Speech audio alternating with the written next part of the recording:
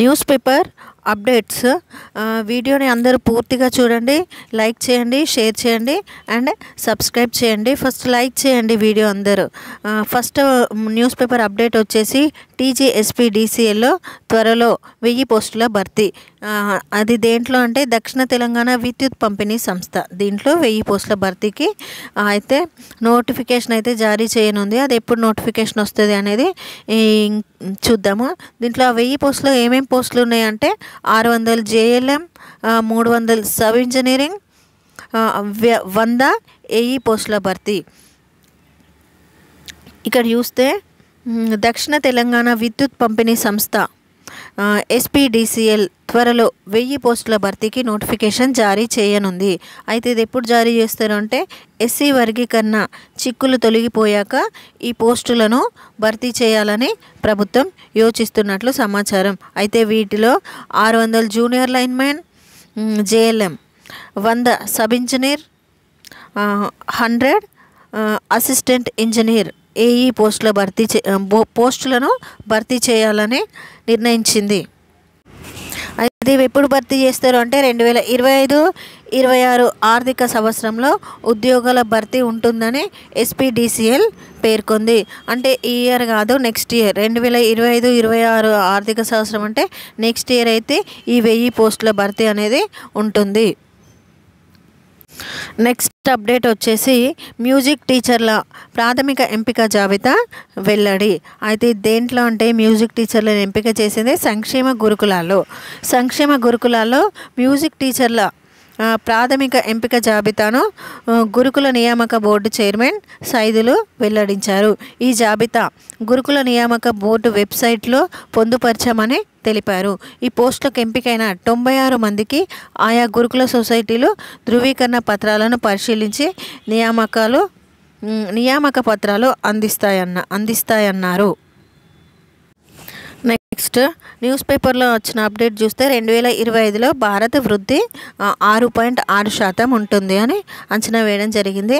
అయితే 2026లో 6.8% ఉంటుందని ఐరాస అంచనా వేసింది. అయితే ఇక్కడ చూస్తే భారత ఆర్థిక వ్యవస్థ 2025లో 6.6 వృద్ధిని నమోదు చేయవచ్చని ఐక్యరాజ్యసమితి తన తాజా నివేదికలో అంచనా వేసింది.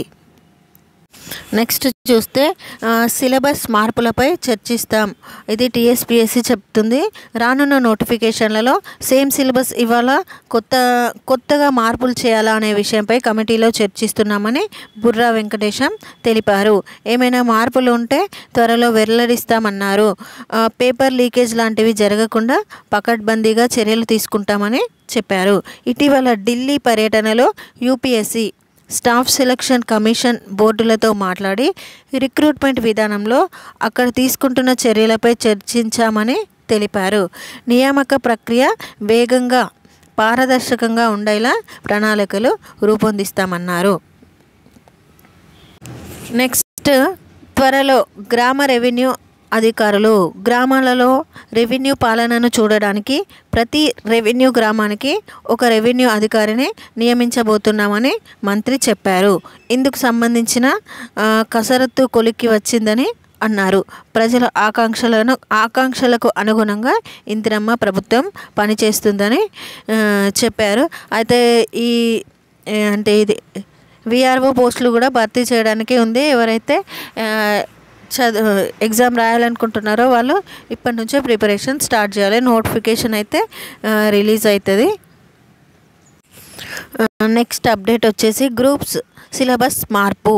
అయితే ఇక్కడ చూస్తే ఇంటర్వ్యూ విధానం పైన చర్చలు. మార్చిలో TGPSC సంస్కరణలు వ్యతిరేకిస్తున్న నిరుద్యోగులు. అయితే ఈ Group 1, Group 2, Group 3 ఎగ్జామ్స్ ఉన్నాయి కదా, వీటి సిలబస్లో మార్పులు అనేవి చేయాలని నిర్ణయించుకుంది TSPSC. అయితే ఇక్కడ చూస్తాము మరి ఏంటి ఆ మార్పులు అనేటివి.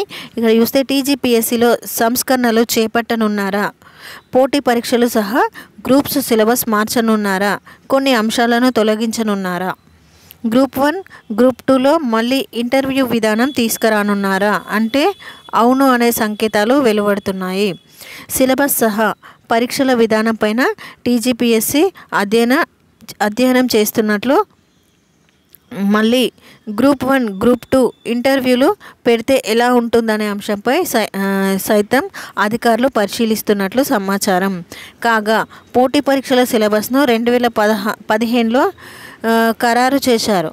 అప్పట్లో 25 మంది విషయ నిపుణులతో టీజీపీఎస్సీ కమిటీని ఏర్పాటు చేసింది. ప్రొఫెసర్ హరగోపాల్ కమిటీ చైర్మన్గా వ్యవహరించారు. అయితే ఈ కమిటీ పలు అంశాలపై కూలంకషంగా చర్చించి పలు సిఫార్సులను చేసింది. అప్పటి నుంచి ఇదే విధానం అమలవుతుండగా తాజాగా సిలబస్ను మార్చే దిశగా అడుగులైతే పడుతున్నవి. అయితే ఈ విషయాన్ని చూస్తే ఎంత సిలబస్ చేంజ్ చేసినా 100%లో ఒక 10% అయితే చేంజ్ చేస్తారు. 90% మనం ప్రిపేర్ అయిన సిలబసే ఉంటుంది. ఈ మార్పులో ఏవి కొన్ని చేంజ్ ఉంటాయో వాటిని మళ్ళీ ఒకసారి చదువుకోవాల్సిన అవసరం ఉంటుంది. Thank you for watching this video and subscribe చేయండి. మీరు సబ్స్క్రైబ్ చేసుకుంటే రోజు పెట్టే వీడియోస్ మీకు నోటిఫికేషన్ లాగా వస్తాయి. ఎప్పటికప్పుడు రోజు అప్డేట్స్, న్యూస్ పేపర్ అప్డేట్స్ అయితే చూడొచ్చు.